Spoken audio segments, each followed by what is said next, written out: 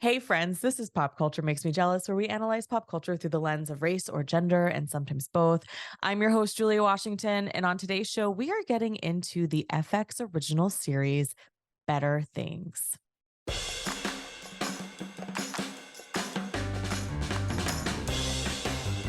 Better Things first premiered on September 8th, 2016, and ran for 5 seasons.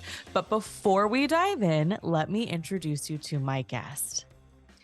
Rebecca Bodenheimer is an Oakland-based freelance writer who publishes on a variety of topics, including pop culture critique, TV, music, and film, parenting, media representation, and Cuba-related topics. Her work has been published by CNN Opinion, LA Times, Vice, Billboard, Politico, San Francisco Chronicle, and many more. She also hosts a podcast on the history and global impact of Cuban music called The Clave Chronicles. Welcome to the show, Rebecca. Thank you. It's great to be here. I'm excited you're here. I love Oakland representation. I'm not that far from Oakland. I'm like an hour, so it's always like, I mean, yes, Oh, it's the Bay Area, but still it's like, yes, NorCal, let's get in here. yes, yes. So, like I mentioned before, Better Things premiered in 2016 and was created by and starred Pamela Adlon. And if you're new around here, we love to Google the summaries of our topics because everybody Googles everything and sometimes Google gets it wrong. So, here's the Google summary. Better Things is the story of Sam Fox, a single mother and working actor with no filter, trying to raise her 3 daughters, Max, Frankie, and Duke, in Los Angeles. She also looks out for her mother, Phil, an English expatriate with questionable faculties who lives across the street. Whether she's struggling to keep her daughters close or trying to push one of them out of the nest, Sam approaches every challenge with fierce love, raw honesty, and humor. At the end of the day, Sam's just trying to earn a living, navigate her daughter's changing lives, survive her family, have fun with a friend or two, and also just maybe squeeze in some private time. I think that's a pretty accurate Google summary. Yeah. It's not bad. Good, good job, Google. Yeah. Sometimes they let us down. You reread the summary and then you watch the show and you're just like, I don't know if whoever wrote that summary watched what I watched. Yeah. I mean, yeah, they're missing like the humor, Yeah. perhaps, and just sort of like the eccentricity of the show, but and just I don't know, kind of like the auteurism, I guess. Mm-hmm. Mm-hmm. Yeah, just that very distinct flavor that Pamela Adlon obviously brought to her show. Yeah. So at the time of its release, the New York Times had this to say, quote, Better Things stands out for being focused on motherhood rather than on sex and relationships. Lovemaking is a furtive and infrequent occurrence in the life of Sam Fox, the actress Miss Adlon plays, end quote. The review also goes on to acknowledge that the show's real payoffs have less to do with laughs than with aching recognition of the single mother's plight. Regular listeners of the show know that I gripe a lot about representation of single mothers on the show. And when this show hit the airwaves in 2016, I had no complaints at all. So I want to start by discussing the overall representation of single motherhood on Better Things.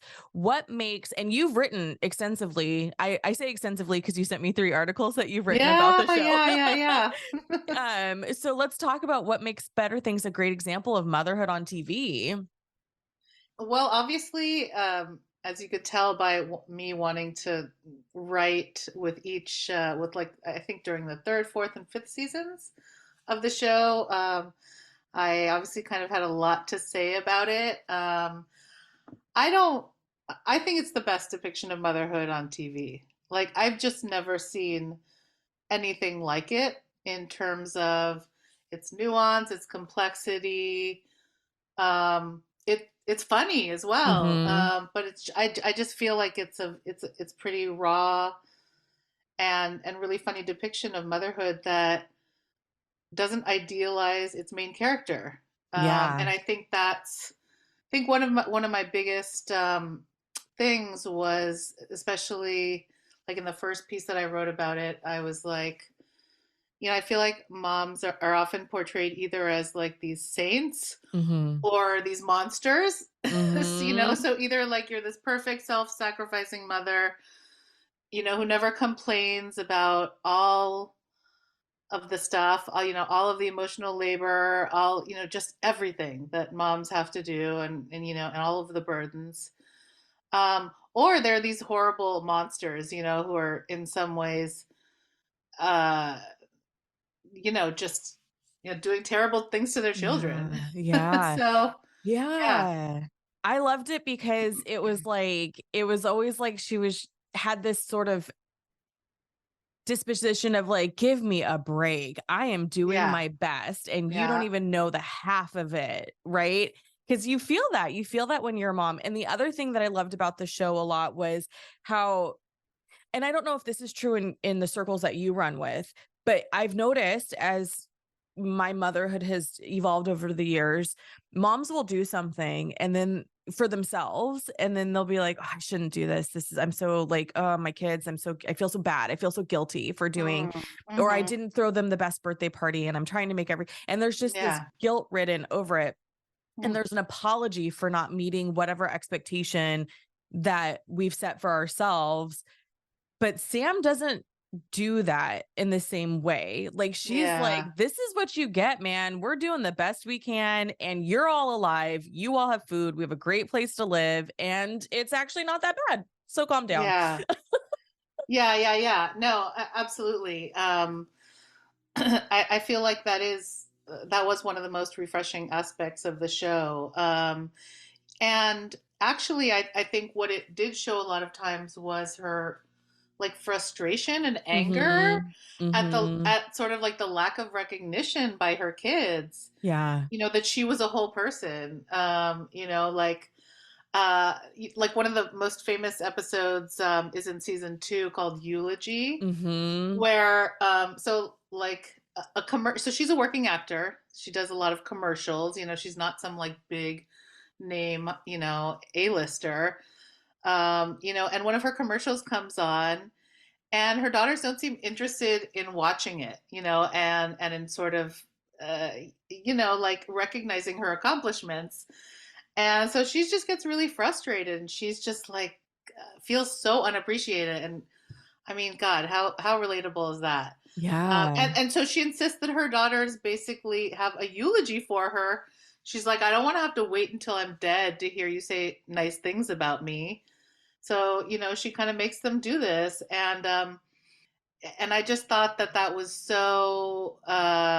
It was such a good example of like the frustration we so Mhm. often feel, where we're just like, you never recognize anything, like we do all these things that seem invisible Yeah. to the kids, right? Yeah.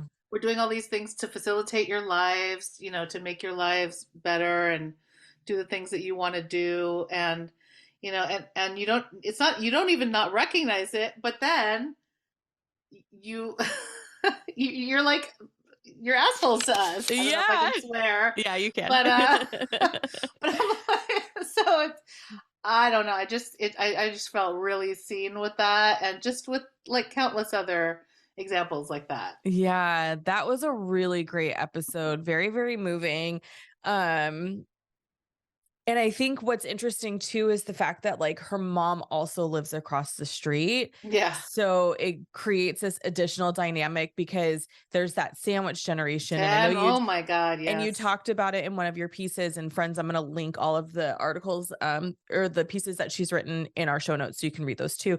But I think so I worked in elder care for some time, and that was one of the biggest hurdles for people was I have children who are still very dependent and I have Mhm. this parent who's not independent, but they're also not dependent either.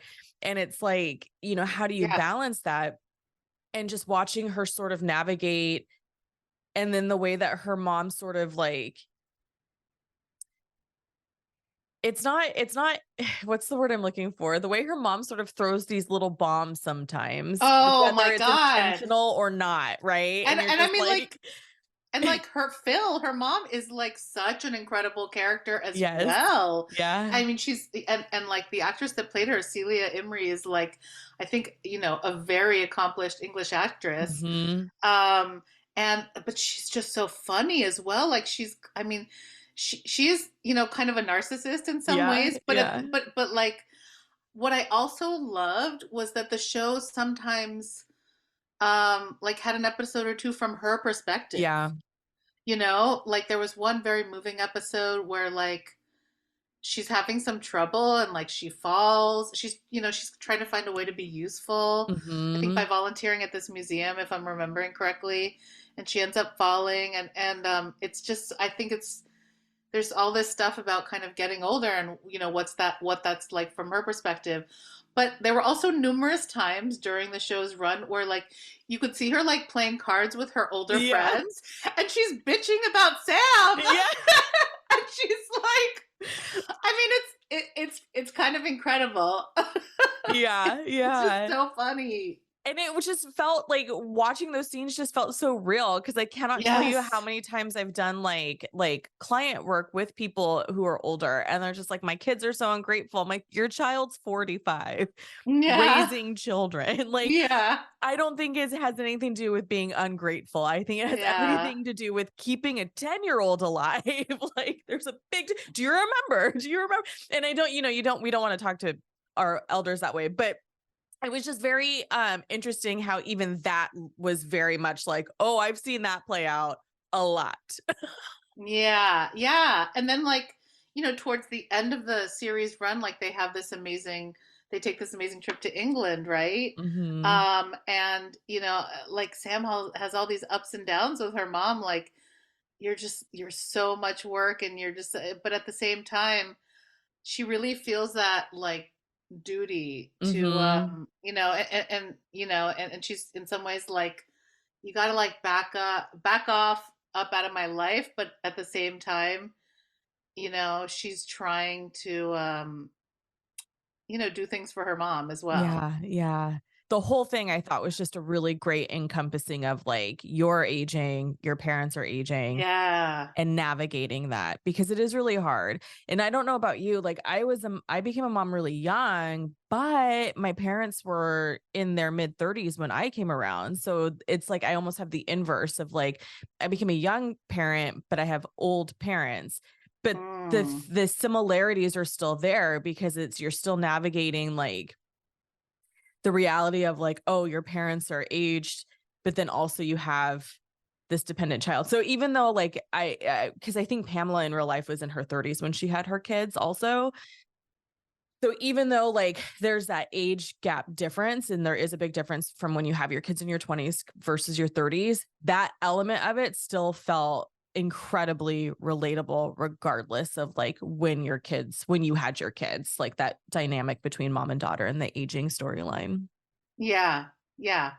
Um, yeah, I mean, like I had kids in my later 30s, or I had my first child like after 35, and my parents were also kind of had me around that time. So yeah, they It were makes it definitely older when my kids were born. Yeah.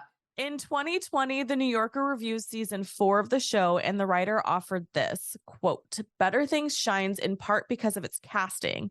The three young actresses have made themselves at home in Adlon's world, enriching it with the instinctive, intimate gestures of real life. But its success depends on Adlon, whose personality is the medium through which everything else is filtered. End quote. So I do want to talk about the dynamics of the sisters, her three girls, Max, Frankie, and Duke. I think Max is a junior when the series starts or a sophomore. I know they're talking, I remember they talk Yeah. a lot about like her future. I remember very Yeah. clearly there was an episode in season 1 where the school counselor was like, well, if you really wanted to go to good college, you really should have started a year ago or 2 years Hmm. ago or something. And she has this like complete emotional. So she's in high school. And then I think Duke is, I don't know how old Duke is, but she's definitely She's elementary definitely, school. yeah, she's definitely under 10, I think, when things Hmm. start. And then she's like 12 or 13 when they end. So Yeah. yeah. Yeah. So we have a wide variety of ages. So we for sure have elementary, middle school, and because I feel like Frankie's in middle school or Yeah. that in between middle grades or whatever. So we have the wide variety of ages represented. So she's different dynamics with each daughter, but then the way that the girls interact with each other as well. Um, I felt like I have a sister. I don't have two sisters. I have one sister. And I think we were probably the age gap of Max to Duke. And so just that, protection over Duke that they all kind of felt, I really Yeah. appreciated and kind of felt like was like even when they didn't want to be, they were still very nurturing towards the little sister. Yeah, yeah. I think they kind of showed like the range of emotions that can happen, between the siblings. Um I thought like there are definitely times where it seemed like the older sisters were like kind of put upon. Hmm. Yeah, I thought that they there definitely seemed to be some ups and downs, but I thought it was interesting that definitely in the last season, maybe the last two seasons, I think you see Max really like stepping up a little bit more when it comes to Duke. Like Hmm. in the last season, Sam actually like goes away. She goes to San Francisco to direct like an episode of TV, I think, and she leaves Max in charge. And Max like starts to understand basically how hard Sam's job is, you know. I mean, Yeah. Duke by then is like 13. She's kind of going through some stuff, and like Max doesn't totally, have a way in, Hmm. but she's trying to like, I'm working, but I also have to make sure this teenager is okay, and then like the dog and or the dogs. I think she has like more than one. Yeah. There's a really like moving scene between Max and Duke, like towards the end there, where Mhm. she's like, you're going through something. I don't like totally understand what it is. Like, obviously, I've been 13 more recently than mom has, but I'm not sure what it's like to be 13 now. So, yeah, I think she's really trying to like be there, and Frankie is was an interesting character, and I think by the end of the show, Frankie was using they them pronouns. Like, there's Mhm. this whole interesting arc where they're trying to explain to Sam like how it works, and she's Yeah. kind of a little bit like not understanding. But yeah, I mean, like Frankie's journey is really interesting because they're kind of, I don't know. Yeah, they move out of Sam's Yeah. house for a while, and Yeah. there seems to be like a lot of anger towards Sam, and I wasn't always like really sure where that was coming from. But yeah, I think like they all have really really interesting arcs. Yeah. Yeah, and then of course like well Max has like this abortion storyline also Mhm. in the last season. And so yeah, just really interesting stuff. Yeah, and I think again, Adlon does a really good job at bringing in how it doesn't end just because they're aging themselves, like Mm. just because they're growing. And so like so my son's a sophomore in college, so Oh wow. there was a lot of like, hey, oh yeah, he's in good, yeah, you're all done now, empty nester. It's like, yes, I'm an empty nester. Mm. There's still things that need to be parented. Like, sure, Yeah. he's a legal adult. He's still a child because he has no life experience outside of living in my home in this town with, what I've been able to provide. So, like, going to university is a huge jump because the school size is 3 times his high school. So this idea that like parenting ends when they turn 18 because now they can vote and they can, you know, do all the things that you can at 18. I don't even know what they are anymore. Is Right. kind of is a fallacy, because they still have needs. They still need you. You still have this guidance to offer. And I really appreciate that Better Things doesn't just immediately dump Max just because now she's a quote an adult. Yeah. Yeah, absolutely. And it's like this really lovely thing where she actually goes to Sam's best friend, Mhm. um, who's kind of like, he's like an uncle to them, right? Yeah. And and she basically asks him for help with the abortion because I don't know, she just doesn't feel like she can go to Sam. I don't know why, but she just didn't feel like she could do that. And there's this whole process of, he's like, you should really tell Sam, Mhm. and but it takes her a little while to kind of get around to that. Um, Yeah. And it shows too, like, you need a community, especially when you are a single parent. That community is so helpful. There have been many a times in my parenting, my son wanted to get his ears pierced. And I was like, what are you talking about? Like, no, why are we doing this? And my friend was like, you're being dumb. It's fine. If he yeah, hates it, he can take them out and they close up. And I was like, fair. Like, yep, because sometimes you need that other as somebody else's perspective in there, oh and yeah. not in a way that's like harmful either, right? Like, it's this nurturing sort of, we're all in it for the betterment of the children vibe. Yeah, yeah. It's no, it's just like, well, but what, maybe look at it from their perspective. Mhm.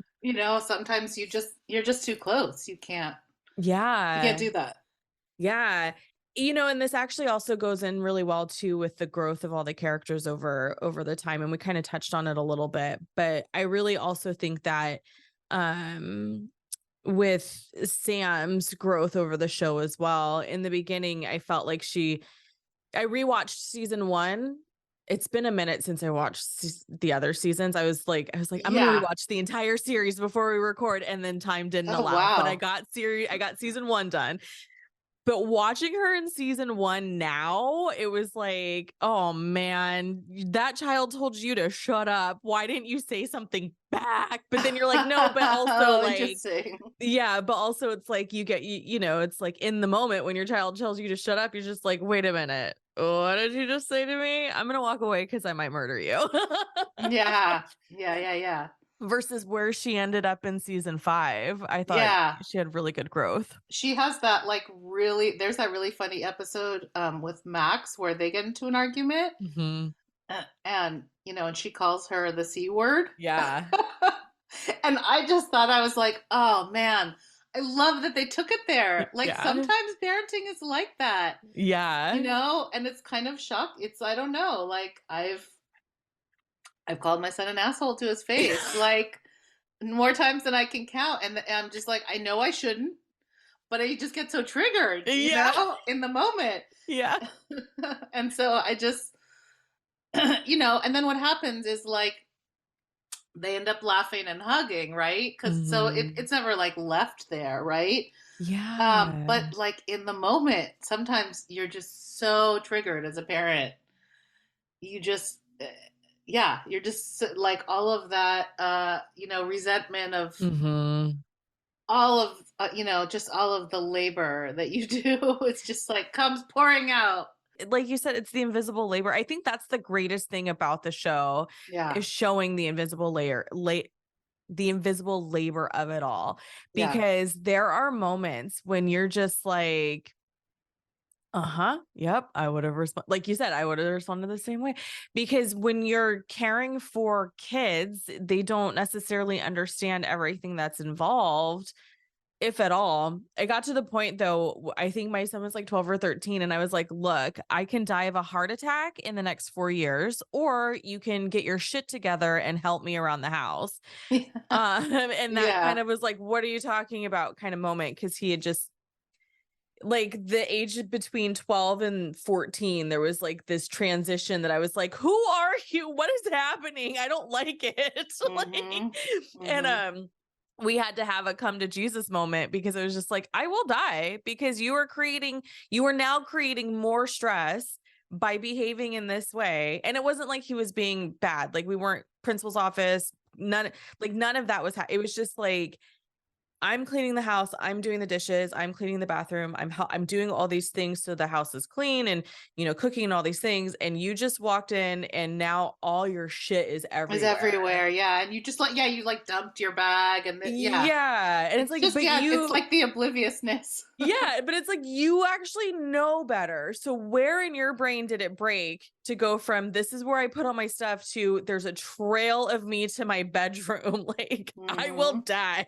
Like start. Yeah, yeah, Um, yeah, yeah. And but I think like, like despite those moments where you could say like, oh, like some people might say, oh, I would never say that, say those words to my, to my children, like that's like borderline abusive or whatever.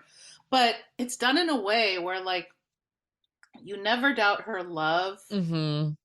for her children. Yeah. And I feel like that's one of the things that's sometimes missing with the ways that we talk about particularly mothers. Like Mm-hmm. it's really like mostly mothers and not dads as well, Yeah. because Yeah. they just get congratulated for the bare minimum. Mm-hmm. But it's the way that like, when maybe something happens and a mom explodes, it's like all of this judgment, and it's like she's horrible, abusive, and everyone projects like their childhood trauma, onto,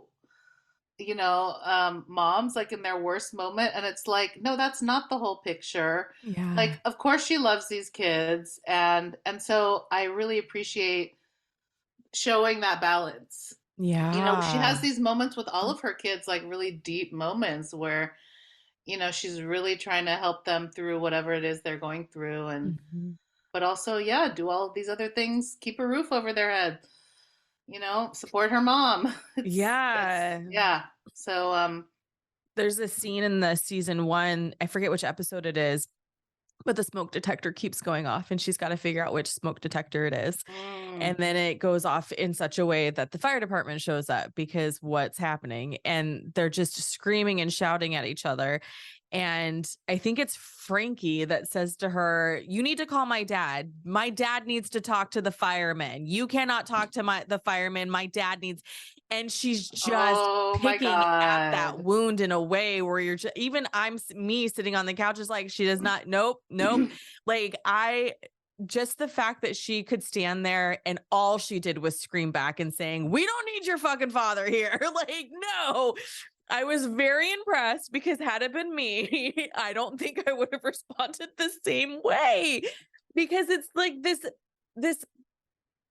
like she's projecting that, like, "Mom, you can't handle anything. You can't do it. We need dad," who throughout the series we learn It's is never non-present. there. He's taken, he's getting alimony, like She's all getting these. alimony. She's Yeah. doing everything and she's still fucking paying him alimony. Yes. And Like, it's no like, wonder like she has like her she has this like such rage at him, you know?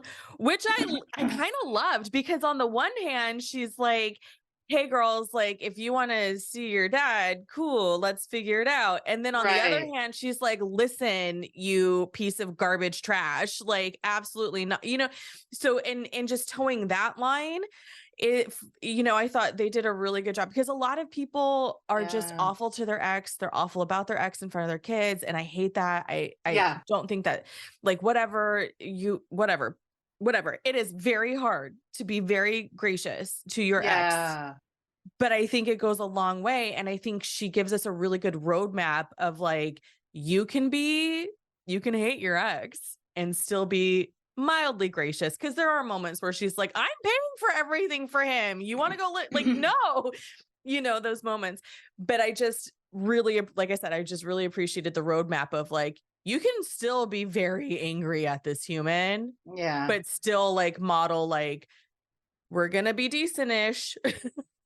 Yeah. Yeah. And I mean like I think she did a really good job of like not not manipulating her kids into, she really, I think, mostly held it together, Yeah. as far as Xander was concerned. But sometimes he just like pushed too far, and, Hmm. like she can't hold all of that in. especially when he's like such a deadbeat. So Yeah. Like in season 1, he shows up and he's like, well, I'm going to be in the valley for a while. And she's like, great. You want to have the kids for a couple days? They'd love it. And he's like, well, I don't know. And you're just like, yeah, why bring it up? Why yeah. say anything? Like, don't say anything. It's Mhm. fine. Like, just acknowledge you don't want to be involved, because that actually would be a much better therapy session than the in and out. Yeah, yeah, yeah, yeah. So in Better Things final season, RogerEbert.com stated that Adlon remains one of TV's most fascinating performers and Sam one of its most compelling protagonists. She can burst with righteous fury 1 minute and overflow with maternal nurturing the next. And I think we Mm. just gave a bunch of examples of how she has done that. So I'm curious, let's speculate about the future. What can future showrunners and writers learn from Better Things when it comes to writing motherhood, and more specifically single motherhood? I think I think it probably really matters who's in the writers' room, Mm-hmm. right? I mean, that's obviously really important. And I think what we've been talking about here is like complex, nuanced, three-dimensional portraits. Mm-hmm. Where where like moms are not perfect and self-sacrificing, and they're not like necessarily monsters. I mean, it's not to say that you can't have monstrous depictions of mothers. Of course you can. Yeah. That's fine. But that, yeah, I think like the norm should be, complex depictions of moms who most often, are trying to raise their kids, but maybe also want recognition that they are a person, with accomplishments and ambitions outside of being a mother. Mm-hmm. Yeah. Yeah. I think something else too that we learned from Better Things is that a mom's relationship with each of her kids is different. Yeah. Yeah, yeah, yeah. That's so true. And it feels like so often we get a lot of these what's oh my god, words are so hard. Depictions. I kept thinking Yeah. in my head predictions. And I'm like, it's not Oh, yeah, yeah, predictions, yeah, yeah. depictions. We keep getting these depictions where it's like parents are trying so hard to treat all of their children exactly the same Oh, because yeah. we don't want to portray favoritism. But Right. I think what that ends up causing is a lot of friction and tension. And, it's like, but recognizing and understanding that all of your children are different and need different and have Yeah. different needs and need to Hmm. be parented different, and creating an environment where it's like, hey, it might look like this child is getting spoiled right now, but they have different needs than you, and that needs to Yeah. be okay. And I feel like we watch Sam navigate that through all 5 Yeah. seasons, especially Yeah. with Frankie's storyline. Hmm. Yeah, no, that's a really good point. I think that, you're right. That is something that, like, I think I'm always like sensitive to, like, yeah, I have two kids. It's like, am I like playing favorites? And, and you're always sensitive to that. But yeah, my interactions with each of them are very different. And they're also at different stages, Mhm. in their childhood. So of course it's going to be different. Yeah, yeah. Yeah. There's a TV show that Showtime did called Smilf, and it was Oh, single. yeah. Yeah, have you seen it? I have not seen it. I have heard about it though. Yeah, I watched it, but I think I, Hmm. like, hate watched it Really? because there were some things about it where I'm just like, oh, yeah, like, I guess here's my point. With Smilf, it was just like she was a hot mess. She couldn't get her shit together. She was trying, trying, trying, but there was no acknowledgement to the fact that the system isn't structured for single moms to really succeed. There's a lot of hurdles. Yeah. Just in general, when it comes to parenting, there's a lot of hurdles, right? Like childcare is a hurdle. Yep. Um, healthcare is a hurdle, post delivery. It's like there's all Hmm. these things that we know that make it a little bit harder to become a parent and to navigate parenthood. And then you add the layer of single parenthood. So she's just walking through the show, just a chaotic bubble, but she's got a big heart. Hmm. And I was like, I hate this show because she's not chaotic because she can't get her shit together. She's chaotic because she can't, like, the system isn't designed for her to succeed. And there was no acknowledgement in the story. And Mhm. whereas Better Things, you see it, you understand that the system isn't designed for you to parent and have a career.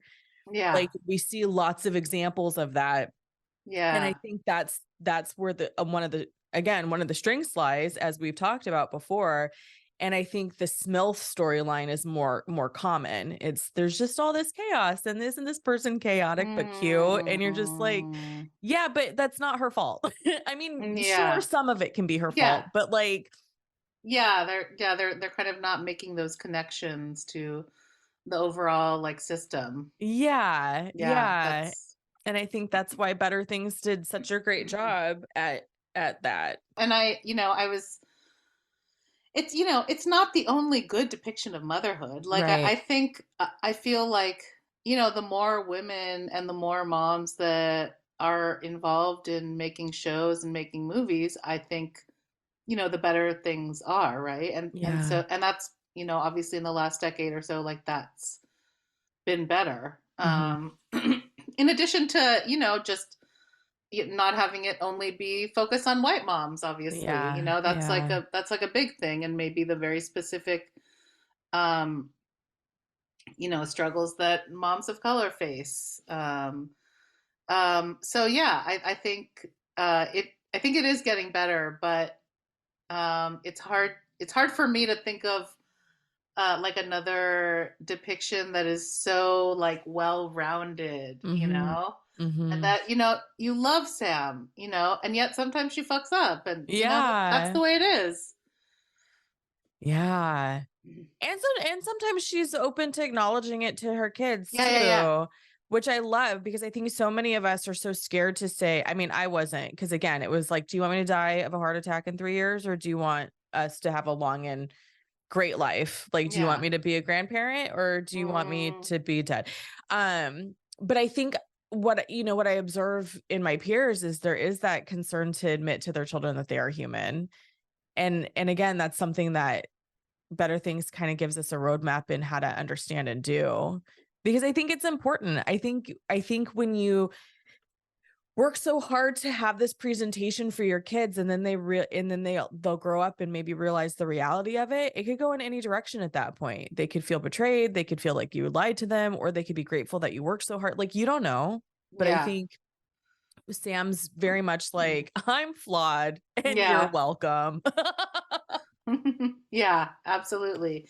Yeah, I mean, like like I often apologize, especially like to my older kid, my I like of a younger kid where like she may not totally get it, but yeah, like I often apologize to my son for any outbursts that I thought were not great. Mhm. Like I Yeah. did, it was not the best way to handle it. Yeah, and I think it's important to model that also, model like apologizing and saying you're Yeah. sorry, that's Yeah. important.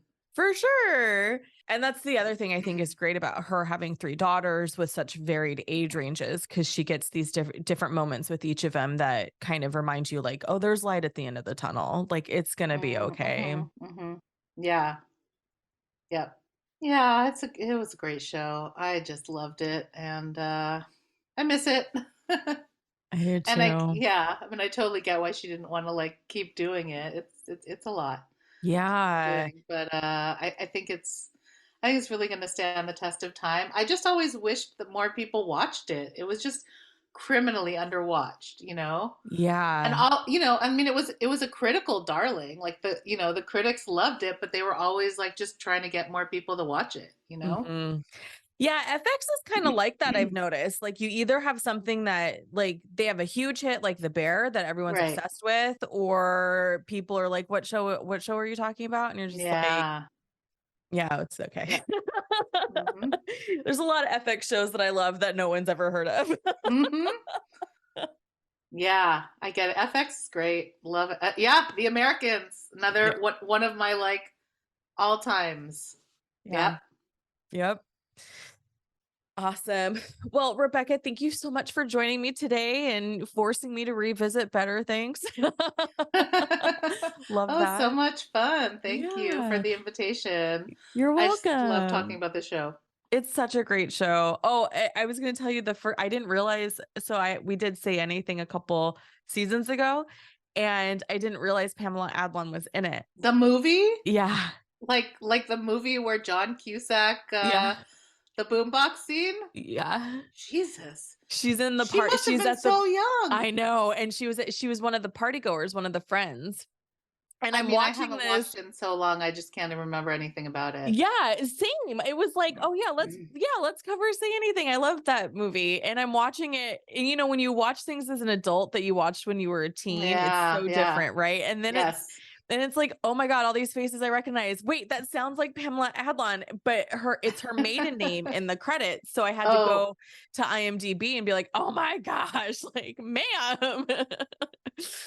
Well, that's so cool. yeah, it was funny. It Did was the movie funny. hold up? It did. It Yeah. does actually. And we did get into how who did Say Anything? Was it Cameron Crowe? Oh God, I actually can't. That I don't know. That sounds like it could be right, but I I think it is could not because I tell you. also think it's because Cameron Crowe did Almost Almost Famous. Famous, And yes. we talked about how William and Lloyd have a lot in common and how they really do sort of hold up as like these gentle, caring souls Hmm. versus like John Hughesman, where you're just like, that Ah. guy's trash. Like, I can't believe I had a crush on Jake Ryan. That guy is trash. Anyway, thank you so much for joining me today. Can you tell our friends at home where they can support you and find your work and keep up with you if they want to? Oh yeah. Well, I am on Twitter, but like Twitter is a It's a dumpster fucking fire. dumpster fire. So like, I don't know if you're still there. I don't even know how long I'll still be there. Yeah. But I'm on Twitter, Instagram, also like Blue Sky. I'm on there. And it's all the same name, which is RM Bodenheimer. If you want to check out my podcast, which is a quite different subject, but still if you're interested in Cuban or Latin music. It's called The Clave Chronicles at Clave Chronicles. Nice. And we'll link the articles that you wrote about Better Things in the show notes, and we'll link the Clave Chronicles in the show notes as well. So that way, if you wanted to tune in, you can and take a look.